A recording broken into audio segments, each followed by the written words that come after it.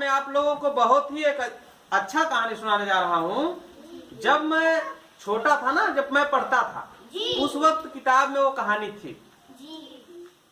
और एक जंगल था, वहाँ एक साधु थे और साधु का नाम था बाबा भारती। क्या नाम था? बाबा भारती। साधु के पास एक घोड़ा, और घोड़ा बहुत सुंदर था। घोड़ा कैसा था? बहुत सुंदर था। और वो जिस जंगल में रहते थे, और उस जंगल में एक बार एक राजा गया, और वो राजा जो है बाबा भारती को प्रणाम करने के बाद राजा की निगाह घोड़ा पे पड़ा।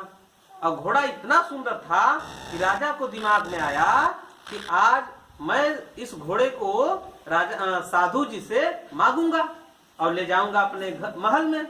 और उन्होंने साधु जी से कहा कि साधु महाराज जी, इतना सुंदर घोड़ा आप क्या करेंगे, यह घोड़ा मुझको दे दीजिए।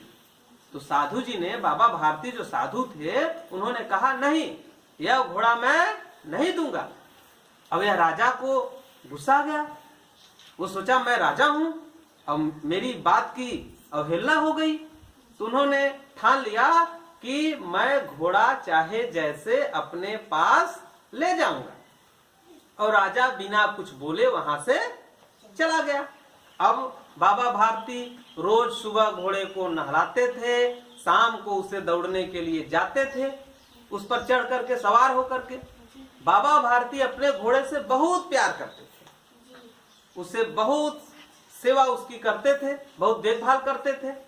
एक बार शाम को बाबा भारती घोड़े पर सवार होकर जा रहे थे, और रोड के किनारे एक आदमी कह रहा है, अरे बचाओ बचाओ, जान गई, मुझे कोई है, कोई बचाने वाला है, बचाओ बचाओ, मैं तो असहाय हो गया हूँ, ऐसे चिल्ला रहा था।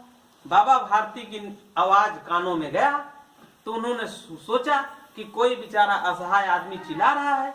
उन्होंने उस आदमी के पास गया। साधु किसके पास गए? आदमी के पास। समझ रहे हो नहीं तुम लोग? आदमी ने कहा कि मुझे साधु जी आगे तक छोड़ दीजिए। ठीक है, तो साधु महाराज घोड़े के पीछे बैठा लिए, अपना खुद आगे बैठ गए। साधु जी लगाम पकड़ लिए और उस आदमी को पीछे बैठा लिए। सोचे कि कुछ दूर पर छोड़ देंगे, चल गया। और वह बैठ गया।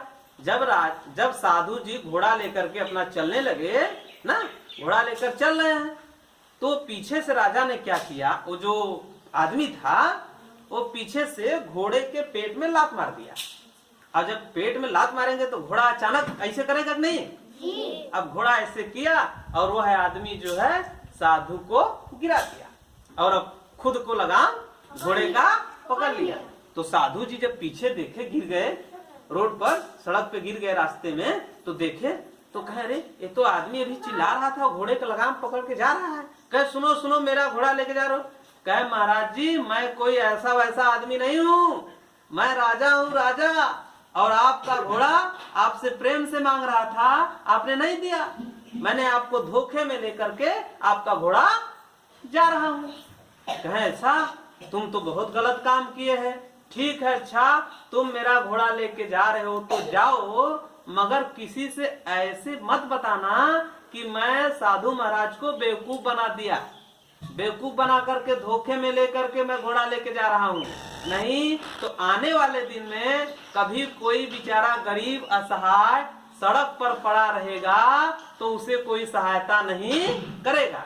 इसलिए सहायता नहीं करेगा, पता लगा हम इसको सहायता करें, ये मेरा जान मार दे, है कि नहीं? मुझे कोई हानि पहुंचा दे। तो जब राजा घोड़ा लेकर के अपने महल के पास में गया और बांध दिया, तो राजा जब रात में सोने लगा तो उसे साधु महाराज की बात याद आने लगी कि जो है तुम कभी भी जो है किसी से बताना मत कि साधु महाराज को मैं बेवकूफ बना के घोड़ा लिया हूँ। तो उसको बड़ा चिंता हो गया कि साधु महाराज बेचारे कितना सही आदमी थे, कितनी अच्छी बात बोले हैं।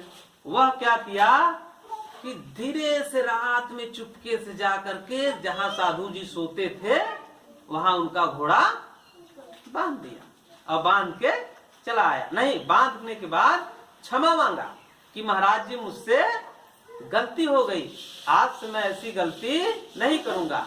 तो इस कहानी से आपको क्या शिक्षा मिलती है? इस कहानी से शिक्षा यही मिलती है कि हमको अगर कोई सहायता मांग रहा है तो पहली बात तो सोच समझ के दीजिए। दूसरी बात, अगर हम किसी से सहायता ले रहे हैं तो उसे बेवकूफ न बनाएं, उसे बेवकूफ न बनाएं।